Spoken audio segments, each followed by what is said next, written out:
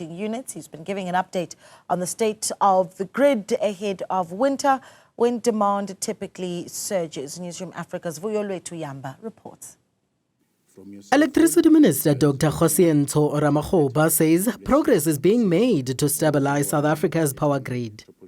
You now have Kusile unit number 6, you now have Medupi unit number 4, and then as a part of the licensing requirement, Quebec unit number 1 got that long-term operating license. We took it out as part of the regulators' requirements, but it will come back again, I think, around June or July. But the point I'm making is that then we'll have, during this period, 2,500 additional megawatts from your baseline relative to what was the case when we announced the last winter outlook.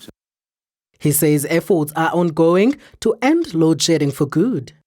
The change that we are seeing now, when this unit, the 3 units of Kusile 1, 2, and 3, are giving us these megawatts during the period of this winter period. In fact, we remain within the parameters of what is licensed for that power station.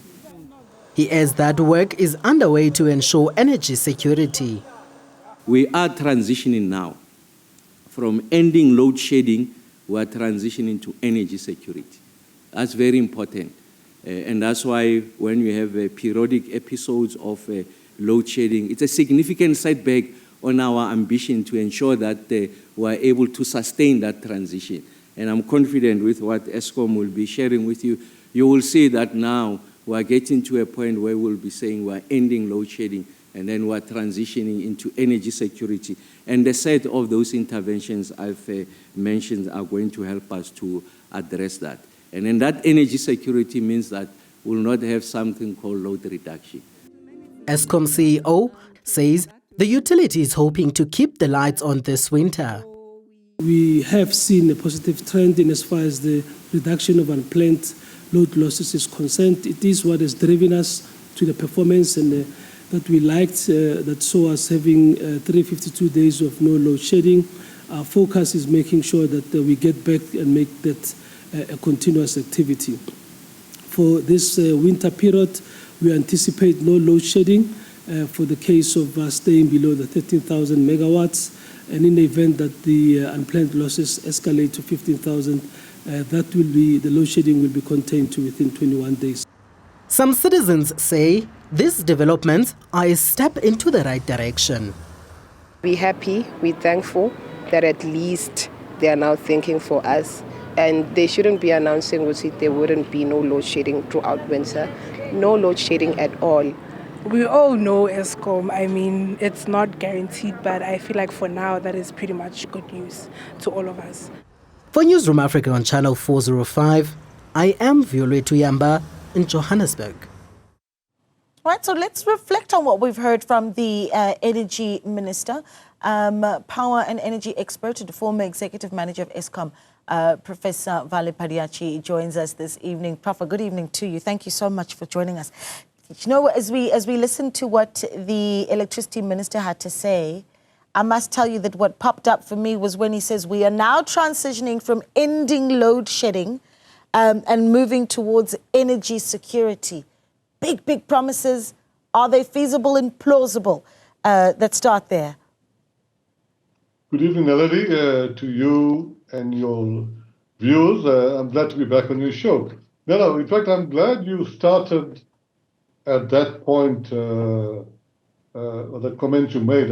I actually attended the media briefing in person at Megawatt Park, and when the minister made that point, I quickly reflected on it, because being in the sector for many years, and following developments in the last couple of years, especially when the minister has been around, this is the first time he's made that statement. I mean, the minister is always a very pragmatic person. I have a lot of respect for his views.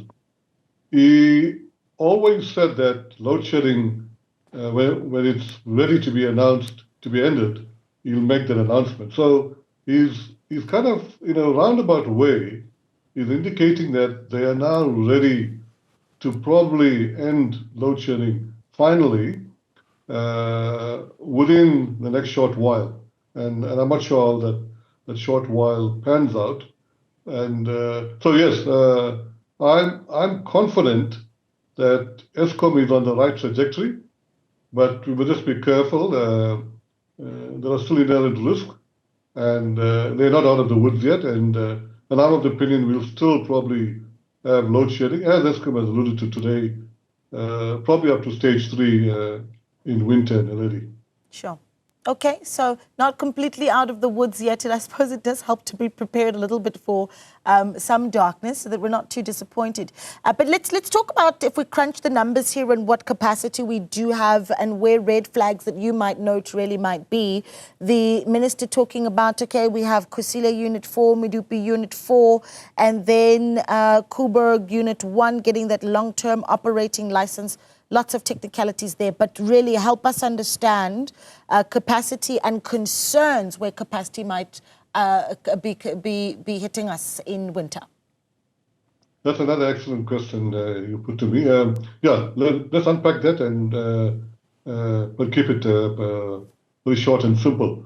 Yes, the 2,500 megawatts, 3,000 megawatts that the minister has alluded to, that's excellent. That adds to the baseline, as the minister said, and the additional megawatts. So any additional megawatts onto the grid, especially in winter, would help. But where my cause for concern is, and let me just stick to 2 points, is that the energy availability factor, which is the critical metric to ascertain the status of the grid, is low. It's sitting at about 56, 57%. And if you recall, they had a target of 70%, I think, by March 25, and now that 70% is pushed up to the long term. So that's one concern. And then for me, the other concern is that there was not enough clarity. I don't think there was any clarity made today on what we call the reserve margin. You know, it's the headroom, it's the capacity above, it's the additional capacity above the available capacity. And that gives you a bit of cushion when there's a bump on the system. I don't believe Eskom's got that luxury in winter, so that may be another risk. And the other risk is that they've done well with planned maintenance. In other words, units that they've taken out consciously to be maintained. But if I recall, the minister had made a comment in the last week or two where he said he was not happy with the maintenance that's come back from the long-term maintenance regime, meaning that some of the units, especially in better performing power stations, were failing. So let's leave it there. Those are the 3 main aspects. And of course, the chairman, when he opened his, when he did the introduction to today's media briefing, emphasized that Eskom fundamentally doesn't have an equipment problem. It has a people problem. And the focus is going to be on people. And what the chairman alluded to was the need to get to a high performance culture. And I can attest to that, having come from Generation Already. Yeah, you know, it's a tough one when you start to talk about a people problem, because I think just generally we tend to think, well, if there's an equipment problem, you can, you know, put some resources in, but if you've got a people problem, you need a culture shift. And when we go into winter, you've also got certain shocks that might very well, you know, be a challenge for how the grid operates. I mean, what do we do about the people challenge when in the short term we just want to keep the lights on for the next few cold months? Well, maybe let's take a step back. Sure. I mentioned this a number of times, that the electricity grid, locally and nationally, globally, 2 things. It's the biggest engineering machinery you can get in a country. Actually, the U.S. national grid is the biggest machinery in the world. And the electricity grid system, operating system, is the most complex.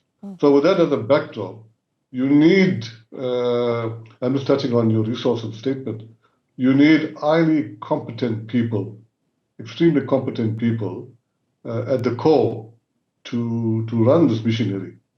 And so I think that's what the chairman is alluding to, where you need a high performance culture.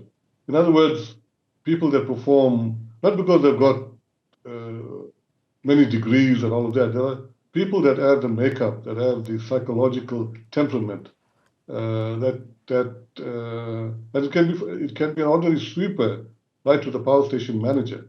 And I would argue there's about 30% of the power station team that reflects that. And I think we've lost a lot of them. I think we're down to under 30%.